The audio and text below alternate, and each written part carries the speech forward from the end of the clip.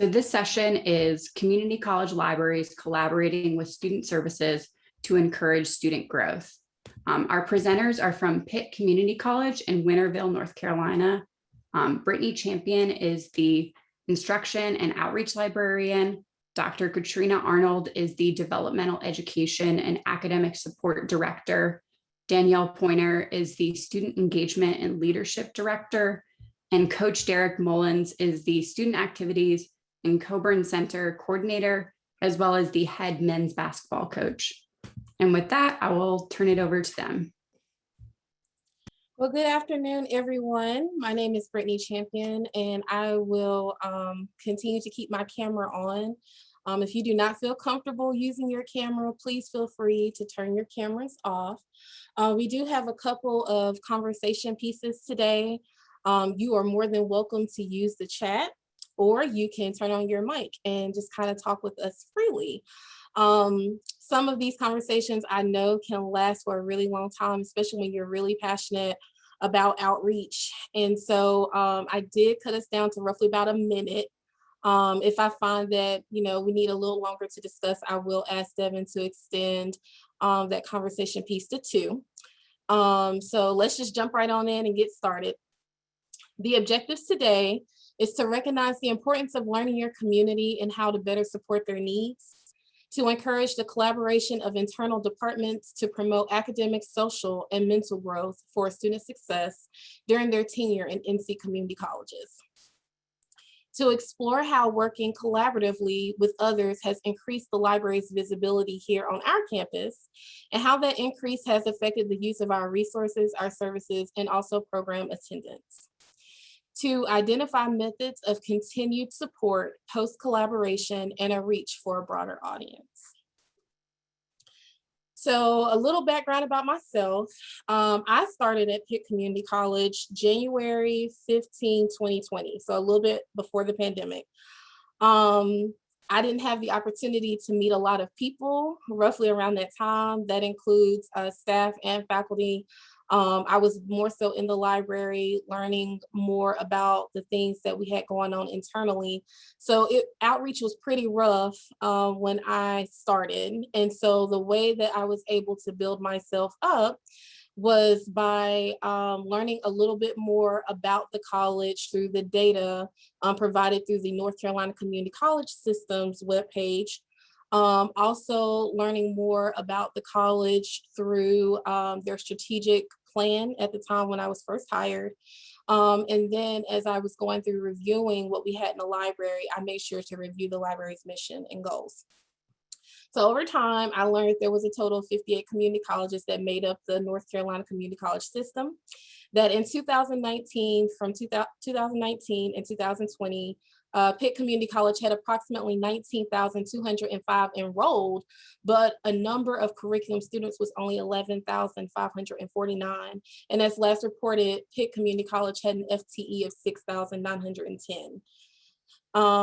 So again, going back to that strategic plan and looking at the institution's mission and also the library's mission, that was kind of the way that I wanted to kind of put together my goals for reaching out to the communities that I plan to serve. So the demographics of enrolled students at Pitt CC, mostly white students make up the majority of NC Community College system student body, but the same goes for Pitt CC as well. African-American students follow behind at approximately 30%, and Asian American and Native American populations are the least represented populations in NC community colleges. Here at Pitt, minority populations make up less than 50% of the student body, including African Americans, Asian American, American Indian, Hispanic, Hawaiian, and unknown. And from 2018 to 2020, females were the largest group of students at Pitt CC. So what do these numbers tell me? They tell me how I need to reach out to students. It also tells me the communities that I'm serving and making sure that I am creating an equitable space for all and creating a space that is welcoming to everyone who uses the library, and even those who are currently not using the library. And also partnering with librarians to look at the collections, databases that we have, talk about program attendance, and it gives me the ability to communicate with my director about what's going on and what I'm seeing and hearing on the campus. So the race statistics of faculty and staff and students in American community college is roughly about the same as what we already see here in NC. But according to a study in 2016, the distribution of selected staff categories and students by race and ethnicity, the white population makes up the majority of the management, faculty, student services staff, and students in community colleges.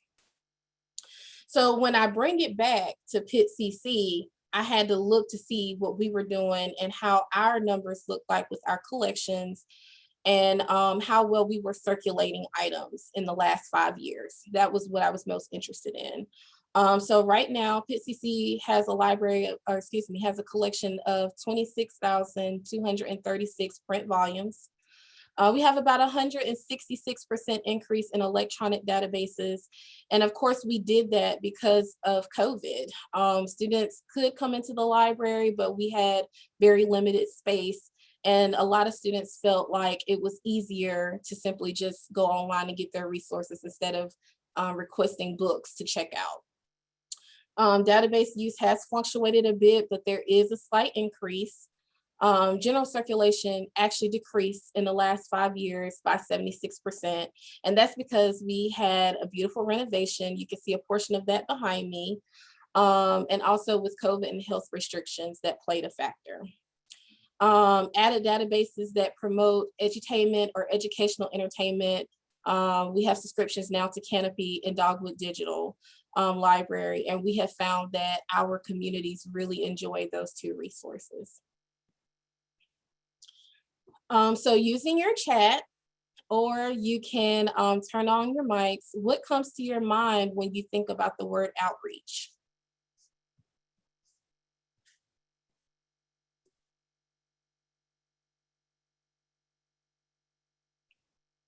Marketing, advocacy, social media. I like that, building connections, meeting a need, educating folks,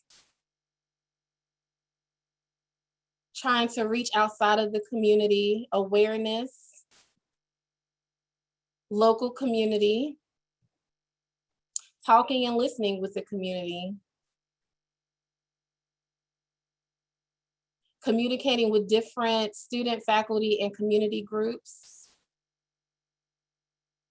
thinking outside of the box. Thank you, Amy. We always have to do that with outreach, always, always. Okay, engaging with students and community. So I won't lie, when I first began programming at Methodist University, I just knew I wanted to program. I knew I wanted to bring students in. I didn't know all the technical words for it, but I knew that I really enjoyed creating a fun space in the library for students, staff, and faculty to come in and utilize. And so my director really supported me when I was ready to start hosting larger programs outside of the library, but also bringing partners in to kind of help support me. And so I've always enjoyed reaching out to the community, making the library more visible on campus. And so in the midst of keeping myself focused, what I did was I created an outreach philosophy.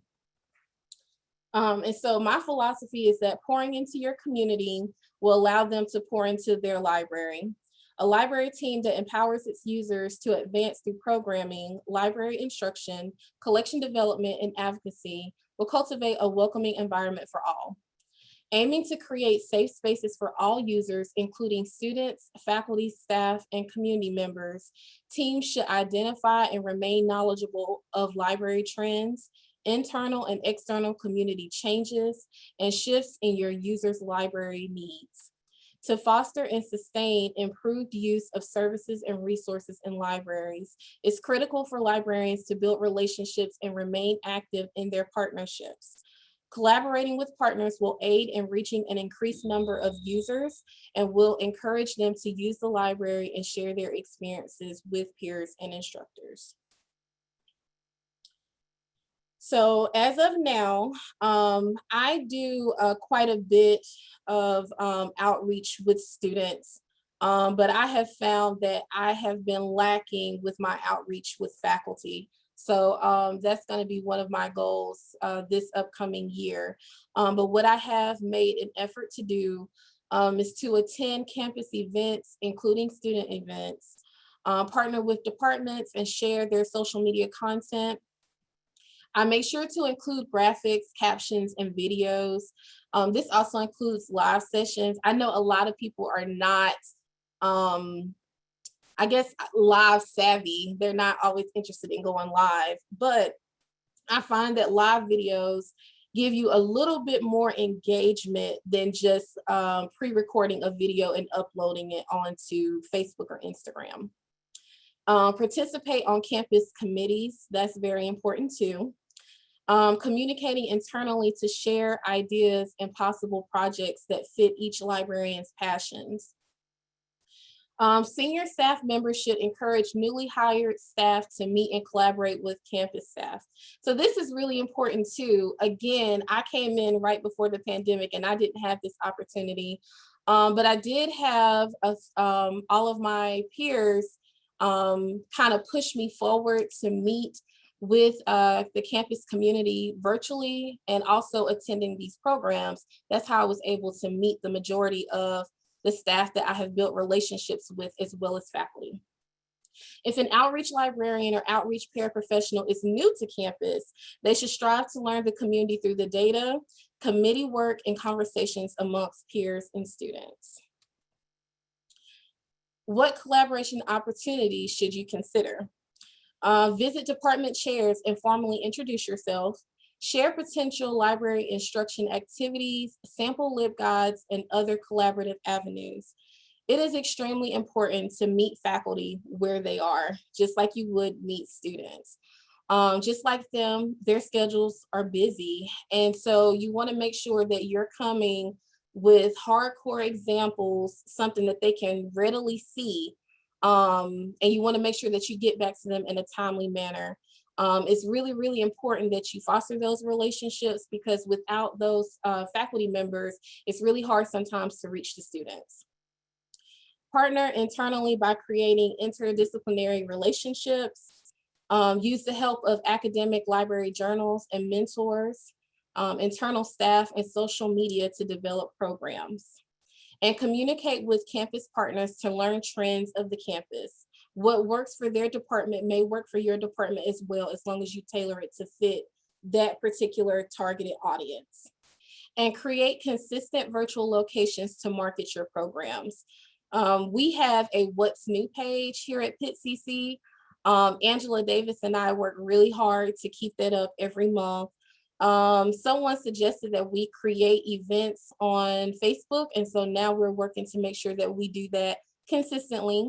And what I like about the events on the Facebook page is that it will remind those who are interested or who have said that they're going to attend that your event is being held at that time and at that day. So again, using chat or using your mic, how are you collaborating with your faculty on campus?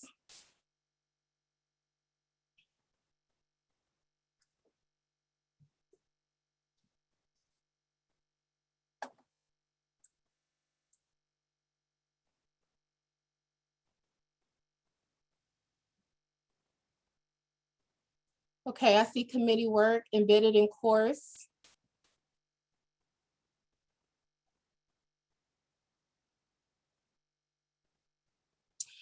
I like the idea of a newsletter. Meeting with instructors to discuss LibGuides. Creating workshops and embedding in courses, working together to implement OER.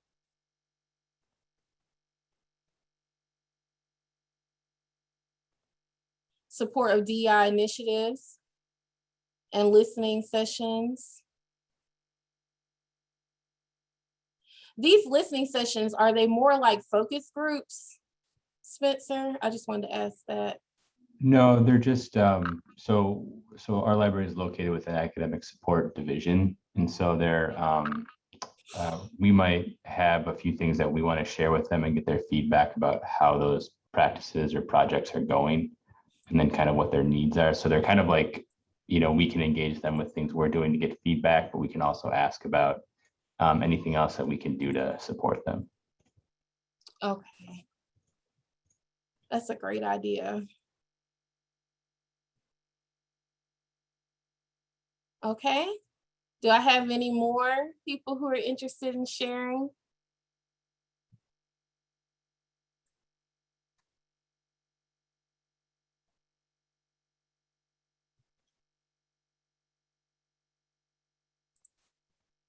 Okay, I see surveys, and I've done surveys in the past as well. But I find now, especially right now, with COVID, is that people are kind of surveyed out along with Zoom. And so we are finding that more and more students or faculty won't complete the surveys. So moving along, expanding your virtual footprint. So social media right now is where it's at as far as communicating with your students. Staff and faculty might be a little bit different, but we mostly use social media and our LibGuides to communicate with the campus. I cannot stress enough how important content is.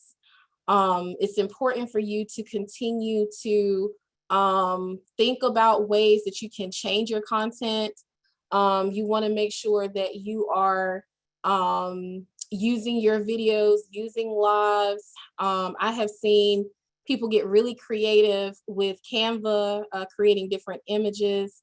So again, content, making sure you change that. During the pandemic, our social media presence increased. We created an Instagram in February of 2020. We have right now roughly about 128 posts with about almost 200 followers. Twitter, we created in July, and we have about 184 tweets. The majority of our followers on Twitter, there are other community college libraries, but that's okay because we like and share each other's content. That brings me back to my next point, to make sure that you're liking and sharing your followers' content, because most times they'll like and share your content as well. Making a habit of using hashtags. I think I have roughly 30 hashtags saved to my phone whenever I get ready to post on Instagram for the library. Making sure you are using your city, your county, and your state, because what it does is it gives, again, you, it makes your library visible. But it also gives ideas to other librarians across the country, things that they probably have never considered before. But it also gives you the ability to reach potential students. So not only is your college or your university reaching out to students and trying to recruit them, but the library has the ability to do that as well. And so I try very hard to make sure that I keep that in mind when I am creating hashtags. I always make sure that I am searching the hashtags before I save them to my post, because I want to make sure that nothing is inappropriate saved to one hashtag. And so I want to make sure that everything's clean. I guess that's the best way to say it. Make sure it's appropriate. And revisiting the idea of video tutorials in a live format. So I've seen a lot of libraries create video tutorials for YouTube. I've seen them create video tutorials in Zoom and possibly upload it to their guides or embed it somewhere on Moodle or Canvas, Blackboard, what have you. But you can also do the very same thing on social media and just have like a live session. So that's something to consider as well. So another conversation piece, name some internal collaborative outreach initiatives that your library has pursued and how have they changed since the pandemic began?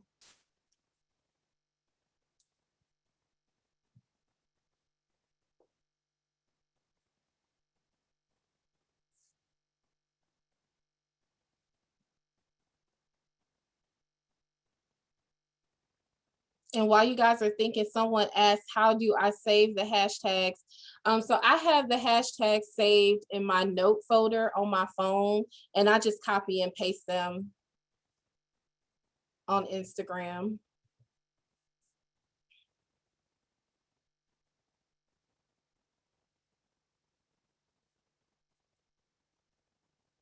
I like the idea of movie nights.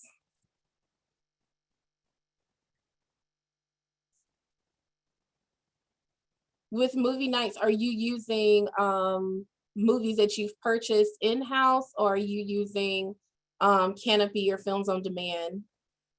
What we are using is we actually subscribe to Swank, Swank. and we get their movies at a reasonable price. And before, we used to show them in the library Wednesday nights, and then with the pandemic, we made a decision to move it outside. So we got a local vendor who set up a drive-in screen, and we had snacks and everything. It was really cool because at one point we had a line out of the parking lot. We had to turn cars away. Wow. Do you serve food outside?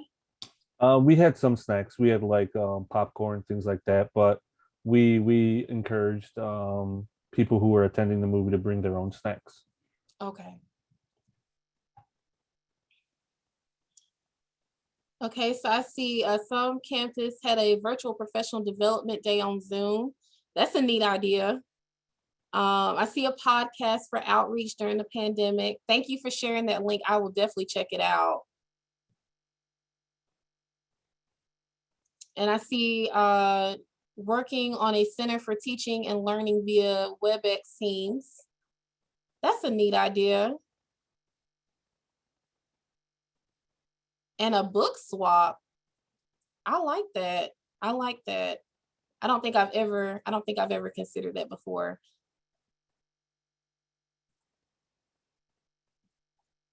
So these are some great ideas, and I encourage you to continue to share them in the chat.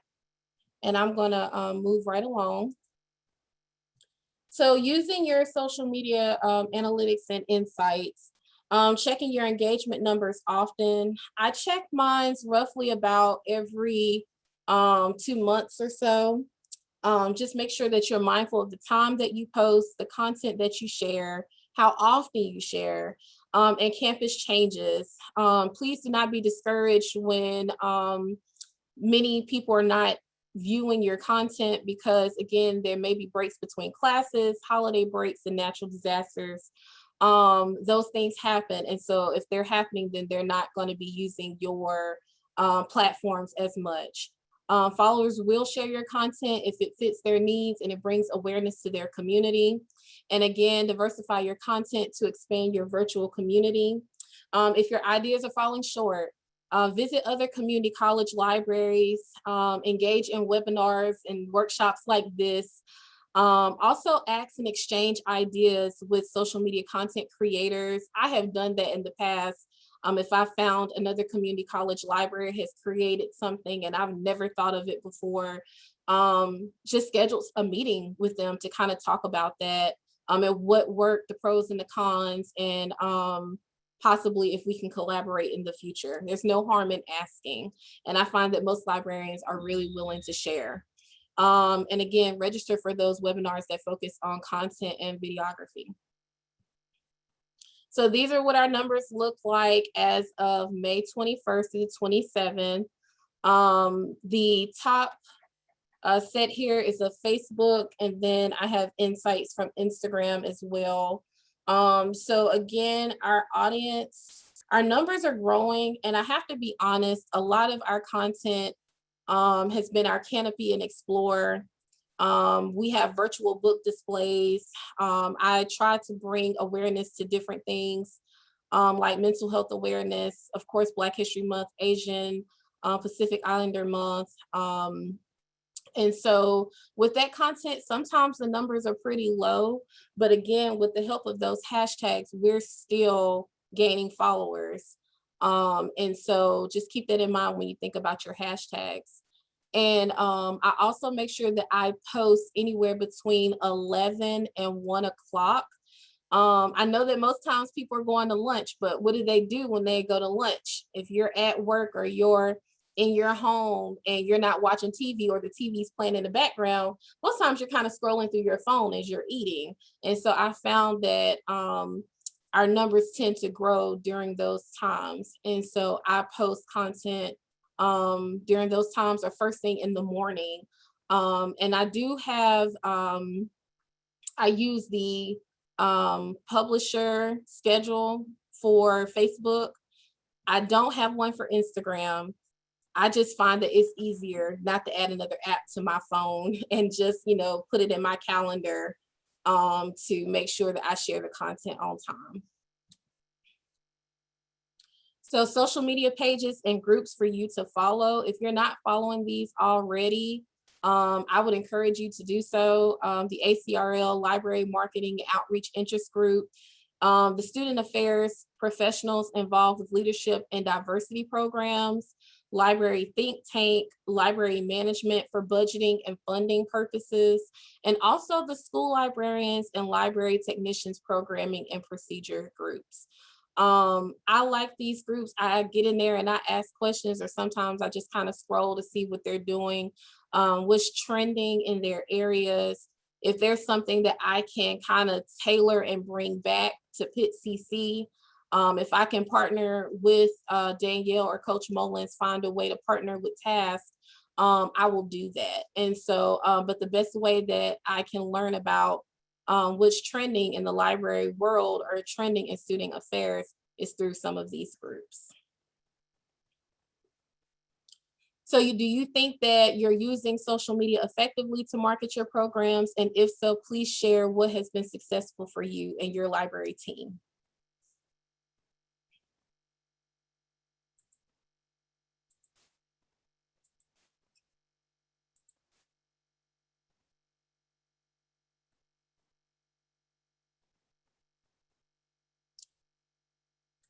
Scrolling through some of these comments, I did not realize that Instagram had a later to schedule. Is that another app that you have to download?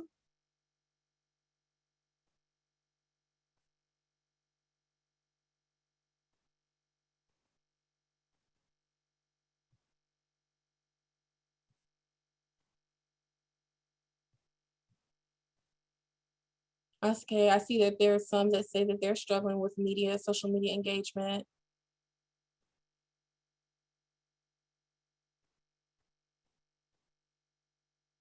I think promoting Dogwood Digital Library from Overdrive has been amazing, because a lot of students, when they come into the library, the first thing they're thinking is academic reading. And Dogwood Digital gives them the ability to read fun titles without having to go to the public library. So I think that's what they enjoy about that, as well as faculty.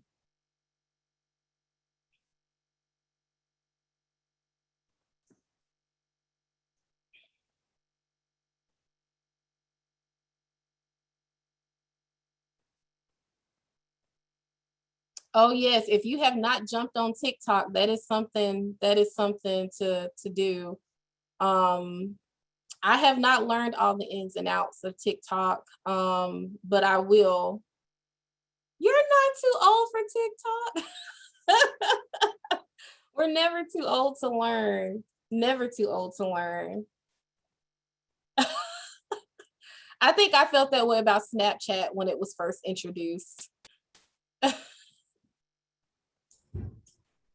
Thank goodness for my kids. Oh yes, yes. Those teens will tell you, and they learn so quickly. That's the thing, they learn so quickly. And things that I feel like I I had no idea. It just takes a little bit of practice. I think that's what it is. Including all of the voiceovers, adding the right images, making sure that the video is moving at the correct speed, it's not moving too fast, all the way down to adding the captions. How to fight content creation burnout. So I think I experienced that more when I was in the public library than I have at the community college library. And I think that was because of the amount of content that I had to produce and how quickly I had to produce it. I have time to sit down and review what other libraries are working on. I'm looking at trends all the time. But like Libby, you just tend to borrow. You borrow and you tailor to fit the community you're working with. I think that that's important. And taking some time to kind of breathe and kind of recycle some of your old content. Canopy and Explore and our virtual book display. That's something I do every single week. Of course, I change the books and I change the videos that I share. But I'm using that same idea every week. So anytime that I'm burnt out or I just don't have time to think of a new idea to post on Facebook, Instagram, or Twitter, I have something that's in constant rotation.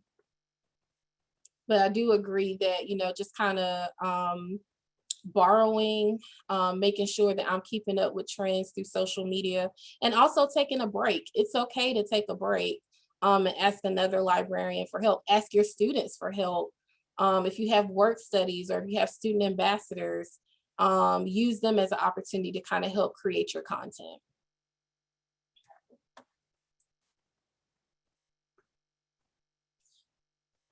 How can collaborative efforts help to improve the use of resources? So again, I saw a few people used the idea of embedded LibGuides, library logos, and databases in learning management systems, including Moodle, Canvas, and Blackboard.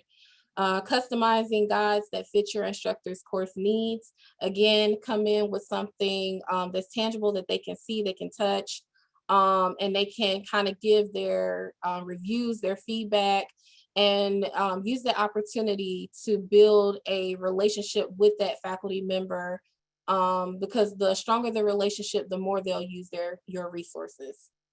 Partner with faculty to host library reference sessions. Consider virtual pop-up reference sessions as well. Use the idea of an embed librarian and meet during times that the classes meet.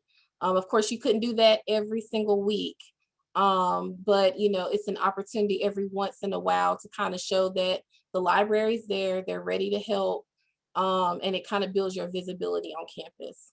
And using LibCal as a scheduling tool to share your links with faculty and adjuncts to promote library services and assistance.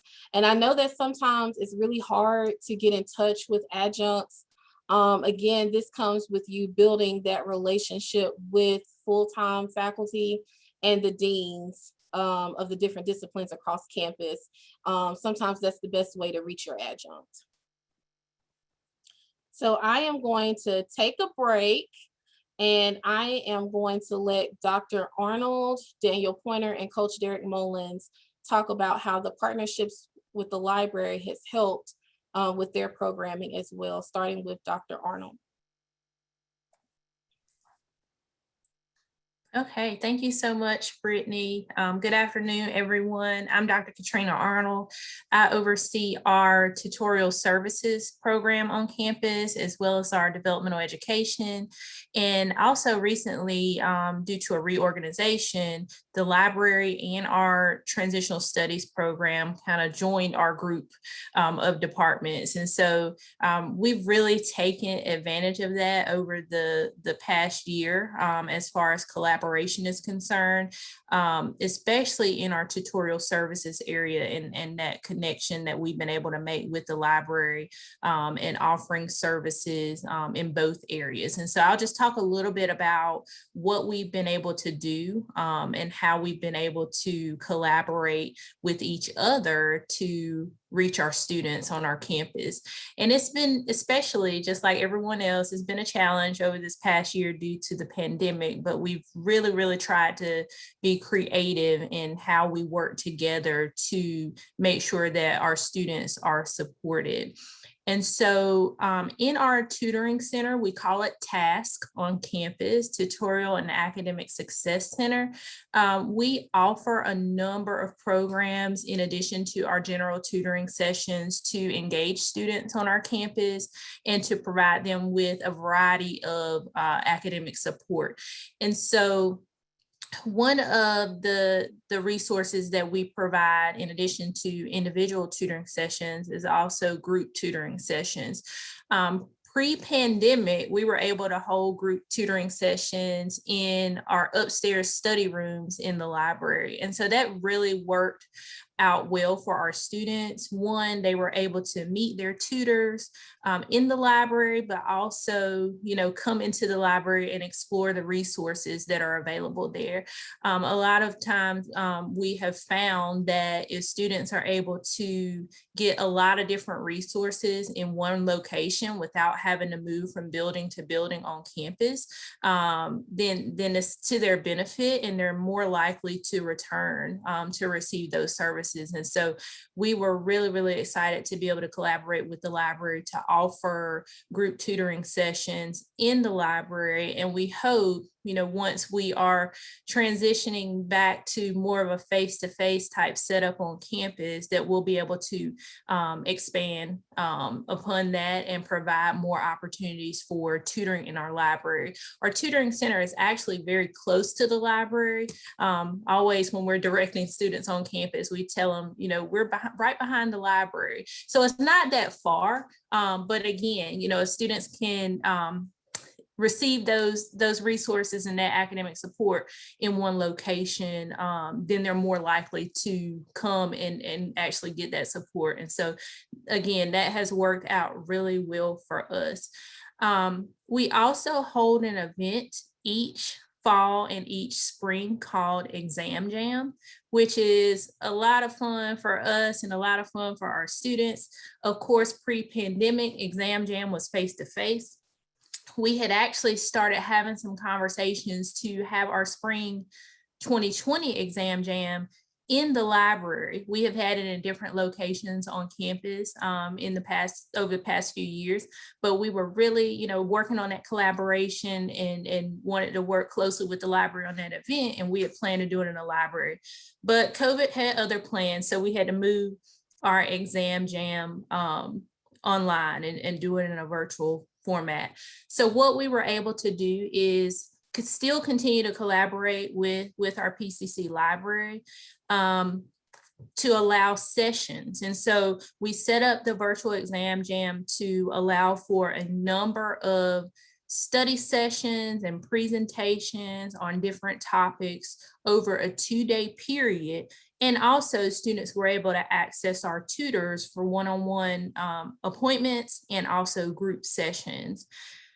Brittany was available on that day and willing to present some information regarding library services and research methods. And so students were able to not only choose from sessions related to math, English, science, but they were also able to access a session related to research and what the library had to offer and support regarding research methods, which was really exciting.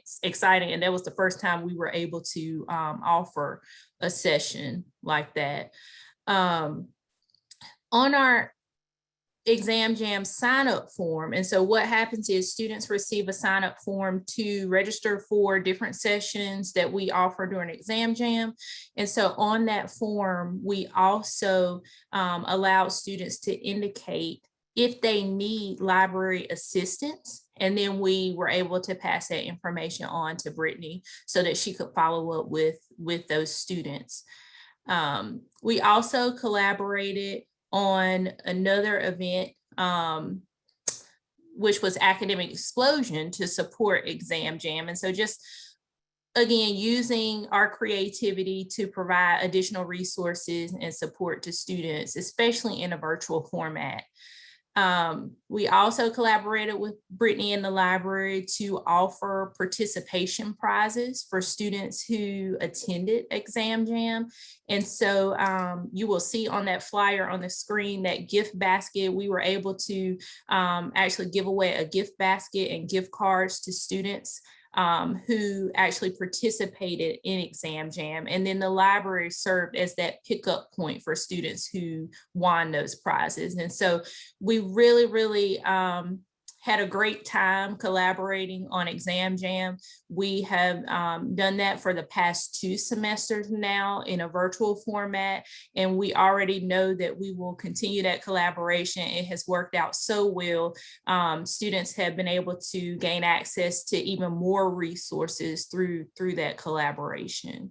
We also have offered what we call student success workshops. And the student success workshops kind of came out of our faculty and their requests for support in areas such as study skills and time management.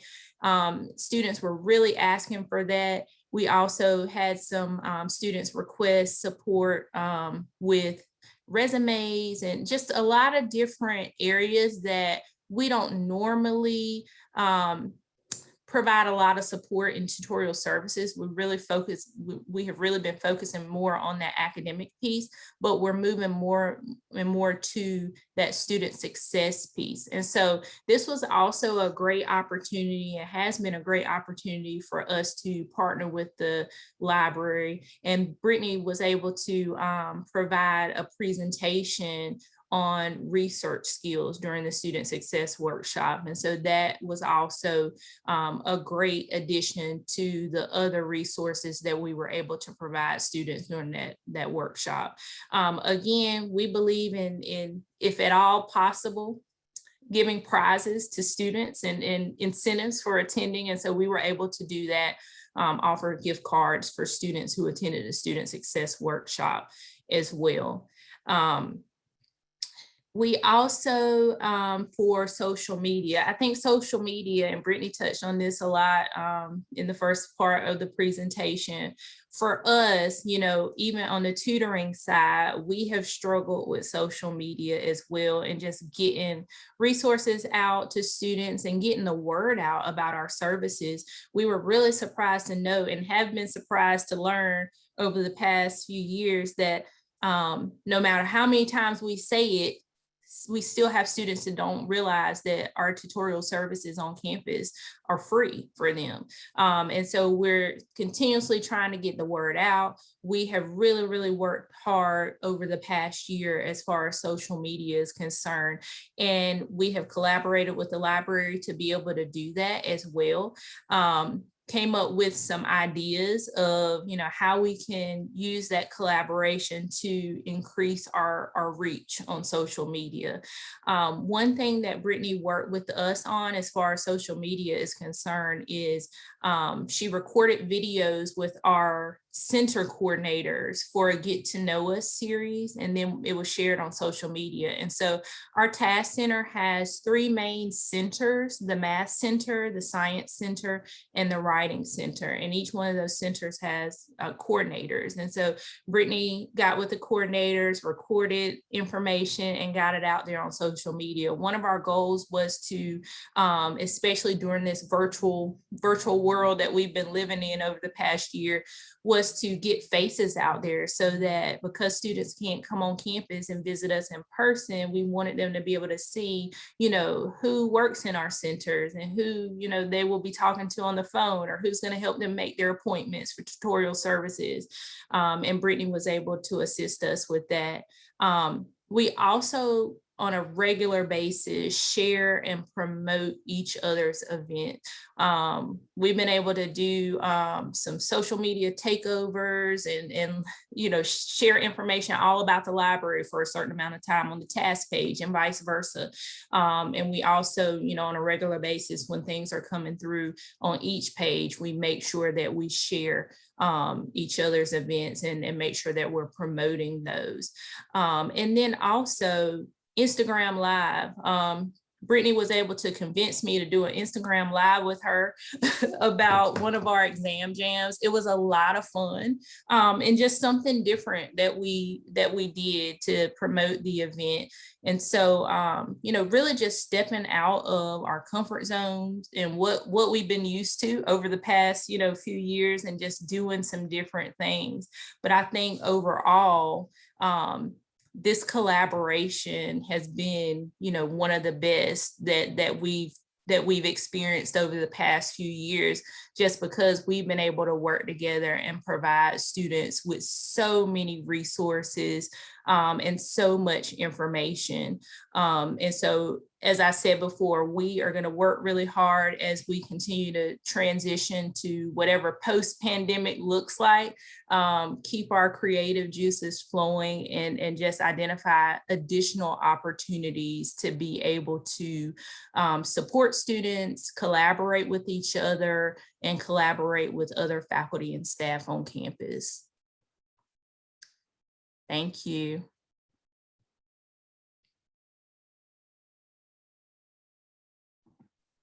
I guess it's on me. Good afternoon, everyone. I am Danielle Poyner, and I am your Student Engagement and Leadership Director. It is my responsibility to pretty much engage all of our students, including our faculty and staff. So that is my role at Pitt Community College. I've been director for a year, and I was coordinator a year prior to that. So I've been sitting in this position since 2019. To jump right in, to piggyback on a lot that Brittany and Dr. Arnold has shared, we have collaborated with the library each semester since we've been in COVID. That is something that we tried to do pre-COVID. We just could never come up with how to collaborate. I'm always looking to collaborate with different departments. We just couldn't figure out how to get with the library pre-COVID. So when COVID hit, it just kind of forced us to kind of dig a little deeper and pull out some more rabbits out the hat. And I'm thankful to Brittany because she has a mind like mine. And so we started to begin to talk and just started to brainstorm. So we did our first event in fall semester, as Dr. Arnold has shared. We did the academic explosion. So that was a great success. It gave me the activity for the students. It put the library on the map. Not that it needed to be put on the map, but it did shine some more light to the library as well. And the biggest event that we had was the one that we did in the spring semester, the Ugly Poetry Contest. That was a big hit this semester in the spring semester. I didn't know how it was going to go, but Brittany was like, Danielle, let's just try. And I was like, okay, Brittany, I'm not a library person, but okay. But when we started to dig into the program, and it wasn't just for students, it was for faculty and staff. So that was one of the biggest programs that I'm proud that we did, because it tapped into their public speaking. It tapped into faculty, staff, and students to step out of your comfort zone. And even though the poem wasn't quote unquote ugly, it made them stand in their truth, and it allowed them to share how they really felt. So that's one of the best collaborations that I've had all year, was with the library. I often tell Brittany that the library is a hidden secret for some reason.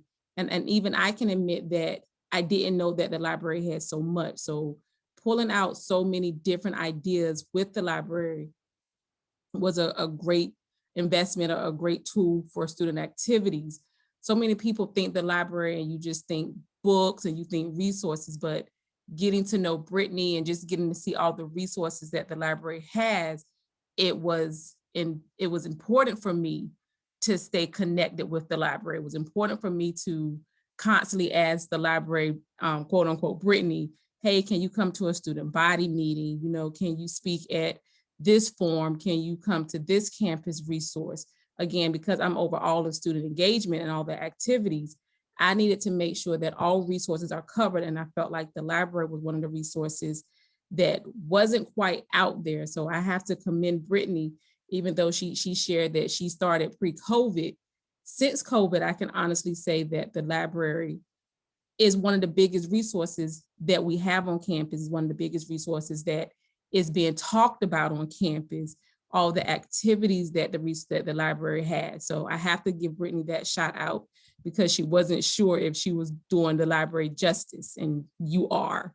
and I can speak for that part. One of the biggest things that Brittany and I have talked about and I've shared in several of my events is bridging the gap between students, faculty, and staff. And I feel as though that is very, very important.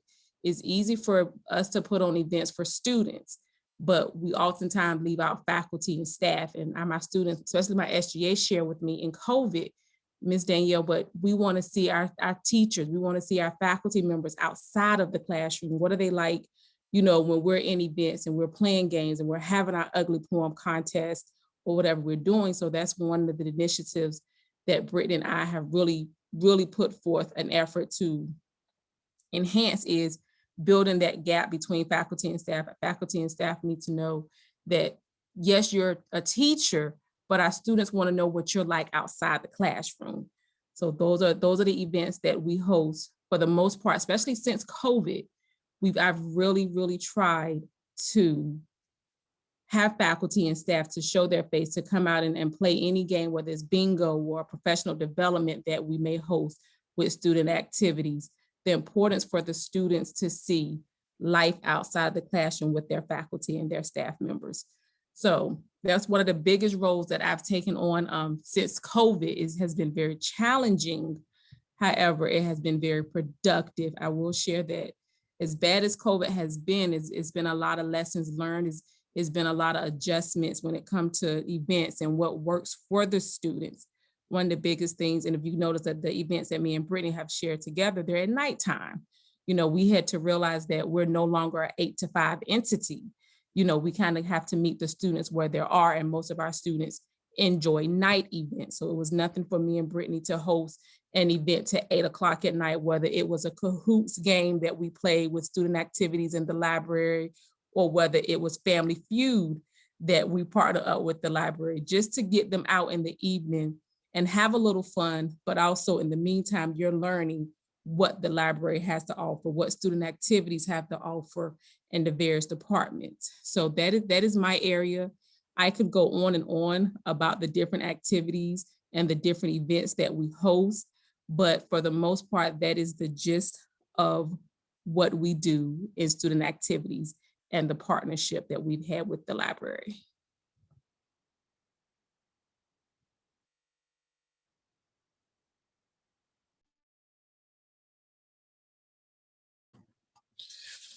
Well, I'm assuming it's my time to speak.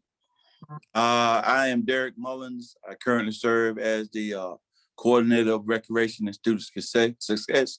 I also coordinate the Minority Male Success Initiative partnership across campus, along with recreation sports. And I also do serve in the role and current capacity as the head men's basketball coach at Pitt Community College currently. One of the biggest things I would say during this COVID connection and this greatness with Brittany Champion and the library here on PCC's campus has been a very, very formidable partnership. The way it evolved was through conversation and outreach, and then it turned into this real chat conversation where we kind of came together and created this platform for students, staff, and faculty as it came to the campus resources to enhance their awareness of the student support services that are rendered here at Pitt Community College.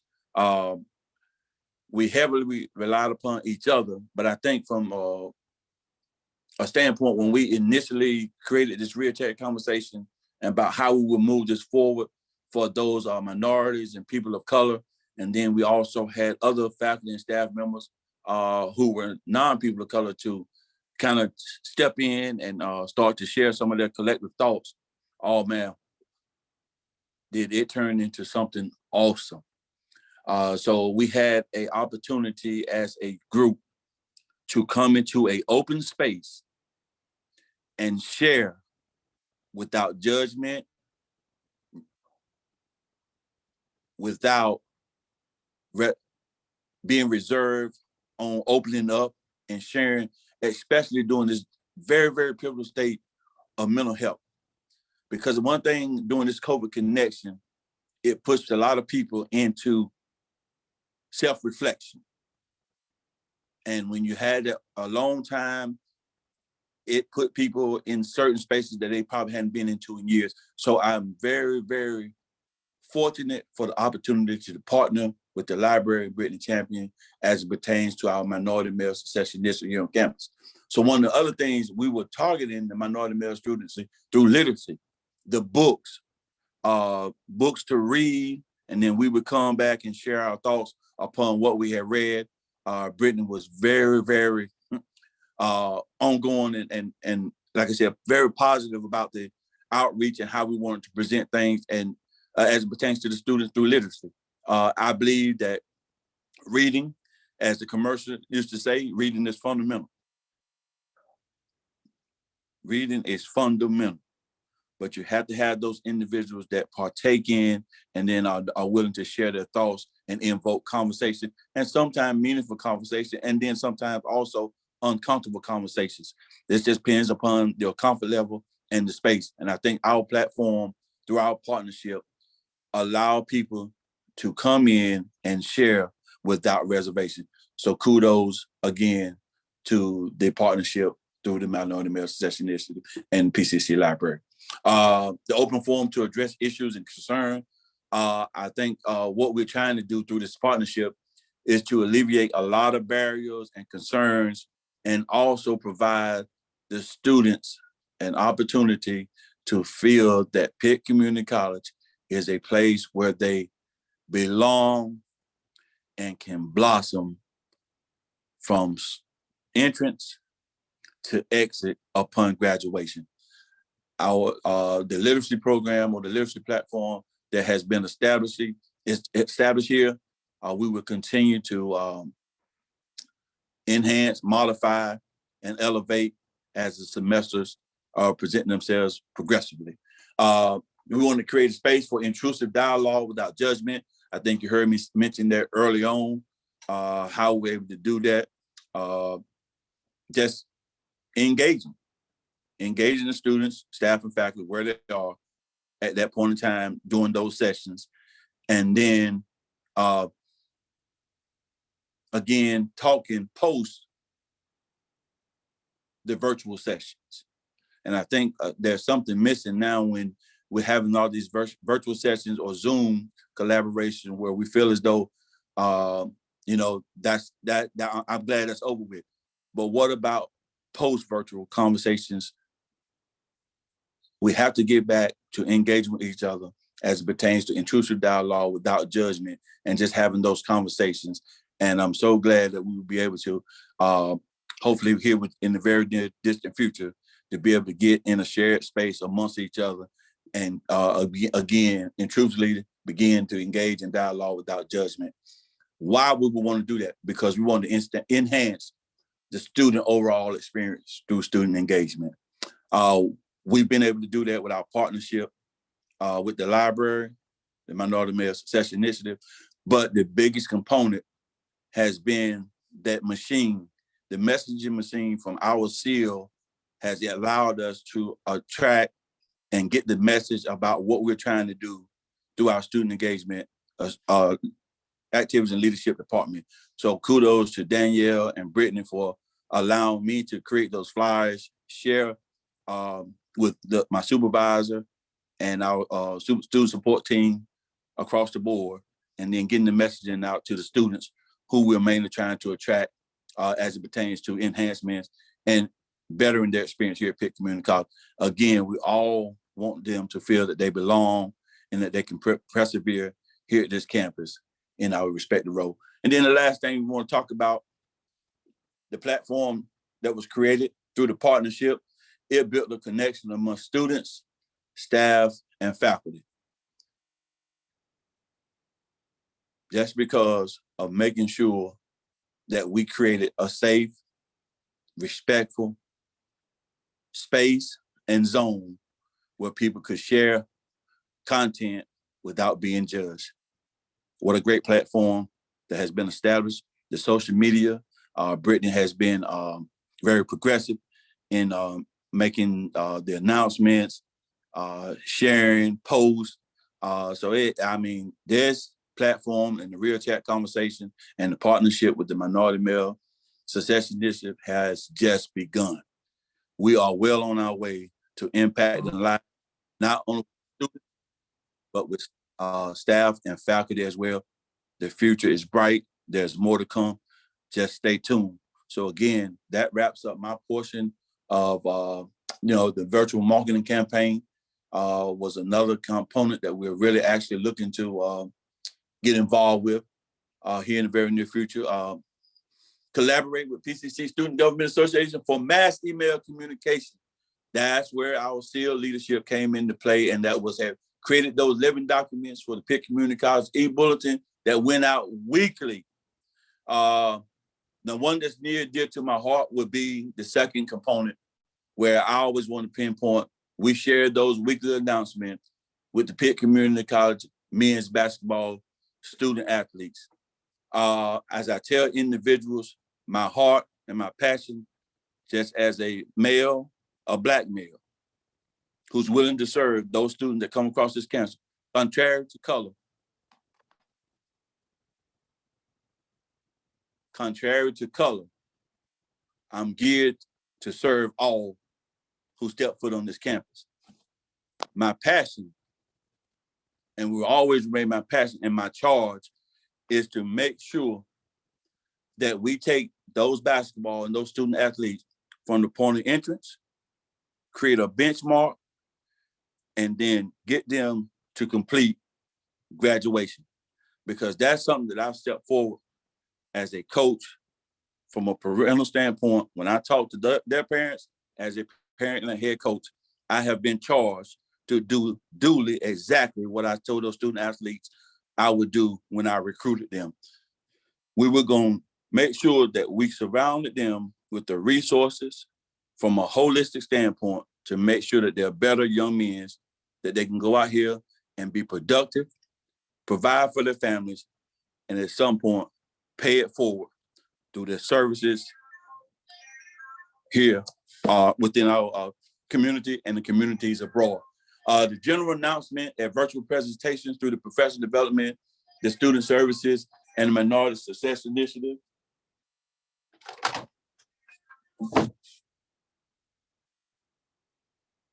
And our department has been exponentially phenomenal with the growth across campus. So Brittany, Danielle, Dr. Arnold with TASC, I salute all of you in our efforts.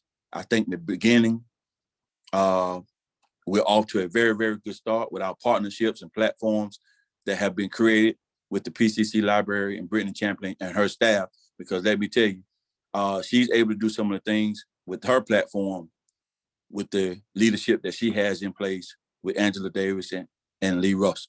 So I take my head off for you guys allowing us to share this afternoon. If we can do anything on behalf of Pitt Community College in the role that I currently serve in, please don't hesitate to reach out, and we do everything that we can to make sure that we continue to engage these students and prepare them forward. Y'all have a blessed afternoon.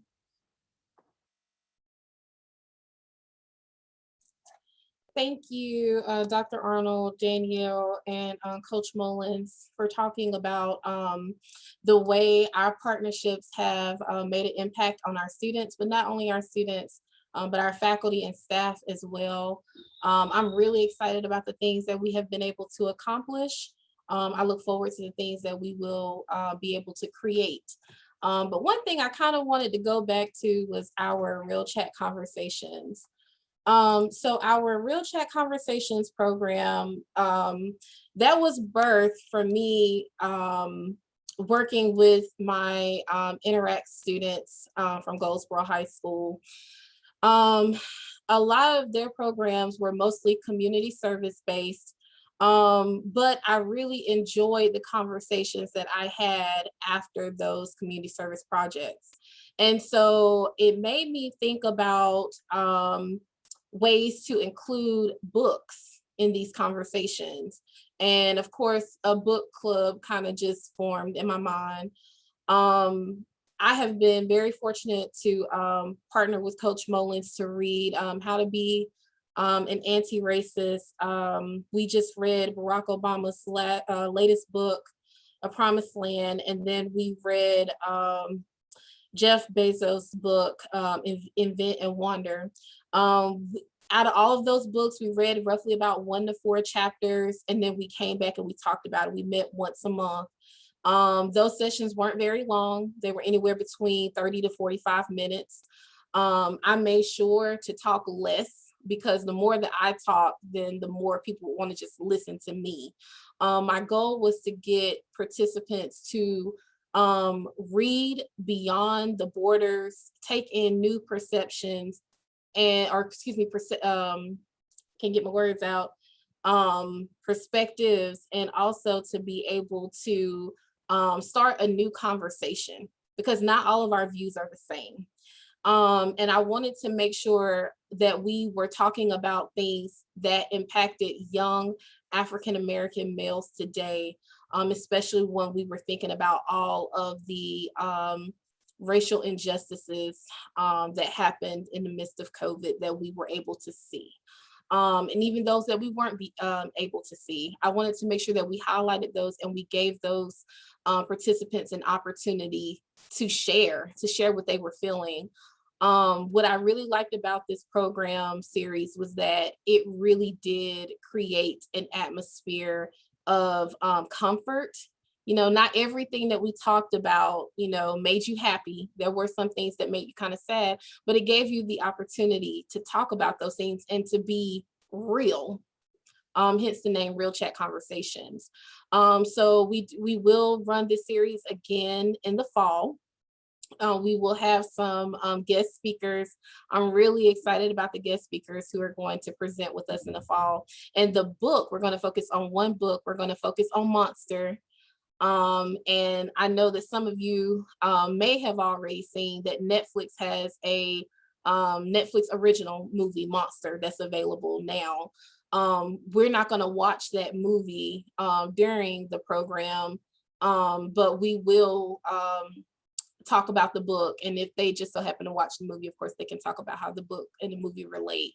But I encourage you to have programs like that to start the conversation, and partner with clubs and organizations on your campus that support marginalized communities. Start that conversation. You know, when you have these programs, you'll hear students say, I had no idea I could come to you and I could talk to you about that, or I wasn't sure this was a safe environment for me to be able to share. And some people won't say that, they'll just simply hold it in. We want to make sure that we create again, equitable spaces for all. And that is one of my goals in this position, is to be able to create that for our students.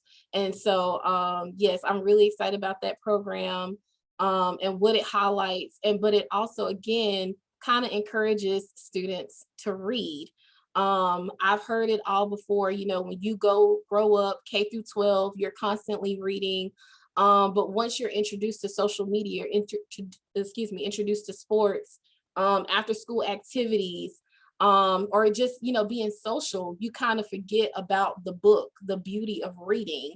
And then once you go off to college, again, you're reading for academic purposes, you're not reading for leisure. So this is an opportunity again to reintroduce reading and what that has the ability to do for you, to think outside of the academic textbooks that you have to read for your assignments, but to be able to imagine and take your mind off of that and to kind of relieve stress.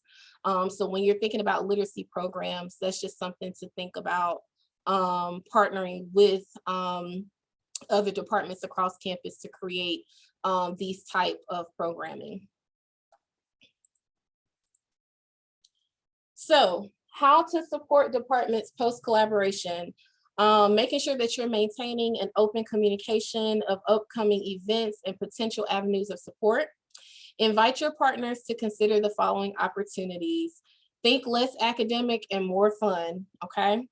Invest in resources like Canopy as an alternative films on demand, Heard Swank to host a movie night, host internal community service projects like shifting, shelf reading, volunteer program, cleanup, That's something that you can think about as well. Invest in STEM and STEAM programming. It doesn't take a lot. It doesn't take a lot, even with the supplies that you have in office. You can think about that as well, partnering with your science and your math department to create roller coasters out of paper towel holders, Post-it notes, tape, and paper clips. And then you can take whatever's finished and house it into the library and let your users vote on the one that works or looks the most appealing. And then you give that person a gift card. You give everyone in that group a gift card. So it's just a matter of thinking outside of the box. Creating craft and do-it-yourself programs. One thing about millennials is that we are digital natives.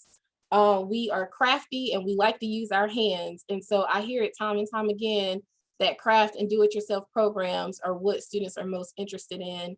Again, it can be a bit pricey, but if you partner on campus, you don't have to pay all of that out of your budget. So keep that in mind.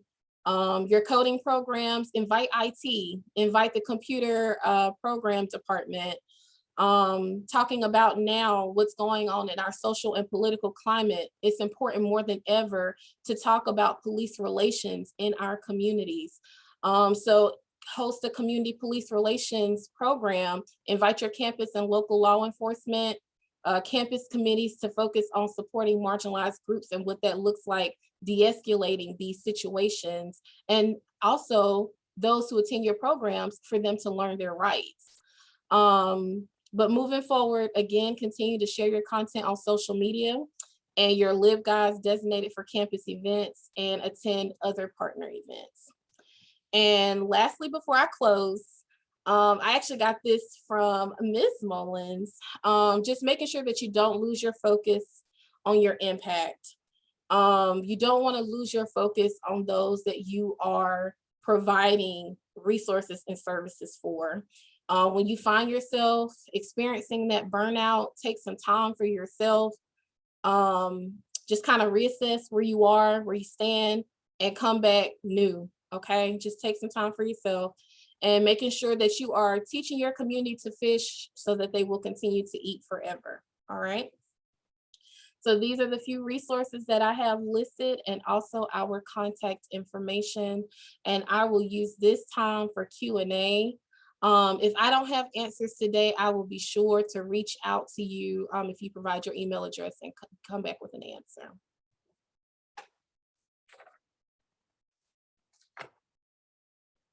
Devin? Okay. Hey folks, thank you so much to all of our presenters for taking time out of your Tuesday afternoon to share all the collaborations you've developed, your experiences, what you're looking forward to in the fall with students. Your care for students and your community really shows, and I really appreciate you all doing this. Thank you, thank you. Thank you very much. Folks, you're welcome to head out. If you have any questions, please feel free to submit them in the chat or contact Brittany, Dr. Arnold, Danielle, or Darrick later. We're going to be hosting those optional breakout rooms in just a few minutes. And so you're welcome to stick around for that if you want to kind of debrief. It'll be kind of informal. So you're welcome to do that. What I'm going to do as well is copy the link to our feedback survey into the chat. So you're welcome to provide feedback now or later. I'll be sending a follow-up email with that link as well. Devin, is it possible to get a copy of the chat to keep up with the links and everything that was shared today? Yeah, absolutely. Okay. Let me save that chat. I'll include that in the follow-up email that I'll send today as well. Okay. Devin, appreciate all your support. Yeah, no problem. Thank you all so much. Thank you.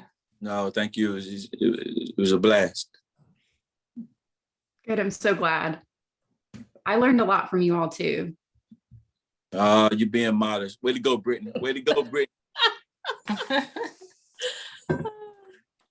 my phone ringing in the background. Oh my goodness. Oh my goodness.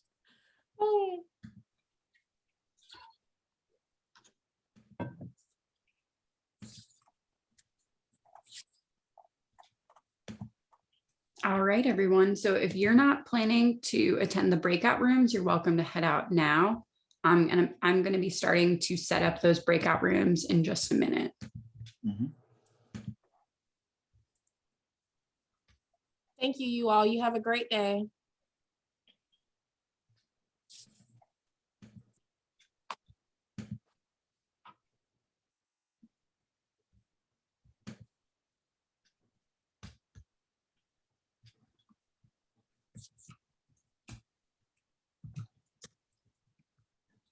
Thanks again.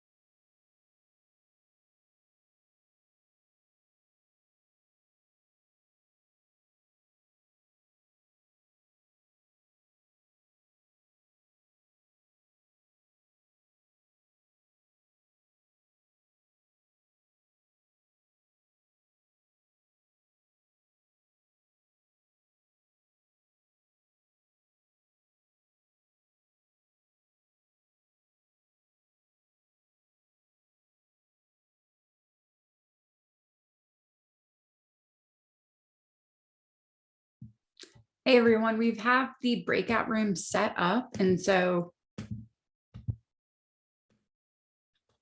if you'd like to join those, I can assign you all to breakout rooms.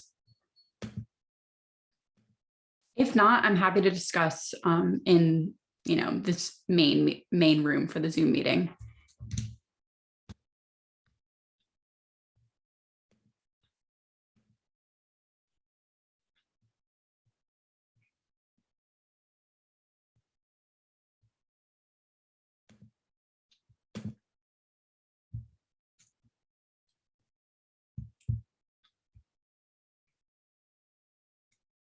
Can everybody hear me all right?